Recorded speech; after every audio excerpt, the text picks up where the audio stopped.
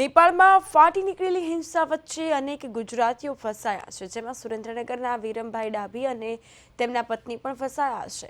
સુરેન્દ્રનગરના રતનપર વિસ્તારમાં રહેલા વિરમ ડાભી અને તેમના પત્ની નેપાળ ગયા હતા અને બંને પરત ફરે એ પહેલા જ નેપાળમાં હિંસક દેખાવો થયા તો સ્થિતિ તણાવભરી બની ગઈ છે અને એરપોર્ટ પર ફ્લાઇટ બંધ કરી દેવામાં આવી છે, જેને લઈને હવે તેઓ પરત ભારત નથી આવી શક્યા। હાલ તેઓ એક હોટેલમાં સહી સલામત છે, પરંતુ બહાર નીકળી શકાય તેવી પરિસ્થિતિ નથી। ભારત સરકાર તેમને પરત લાવવામાં મદદ કરે તેવી પરિવારજનોની માંગ ઉઠવા પામી છે।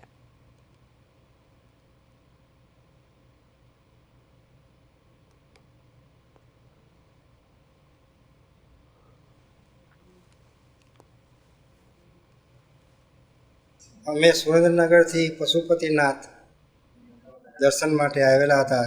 4 તારીખે અમદાવાદથી નીકળી અને કાઠમંડુ 9 તારીખે સવારે પહોંચ્યા,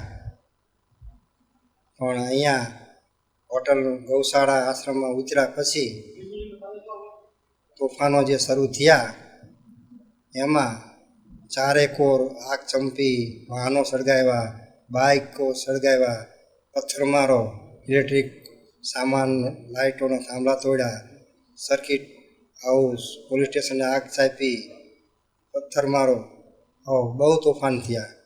ચારે તરફ ધુમાડા ગોટે ગોટા હતા। જોનાર વ્યક્તિના તો ધબકારા વધી જાય, હાર્ટ ફેલ થઈ જાય।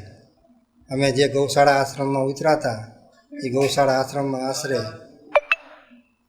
ઓછામાં ઓછા 250 જેટલા પરિવારો સાથે લોકો યાત્રાળુ હતા, જે ભારતભરના હતા।